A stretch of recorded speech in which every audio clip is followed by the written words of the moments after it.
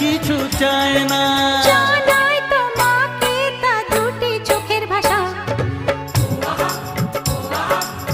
এই তো ভালোবাসা।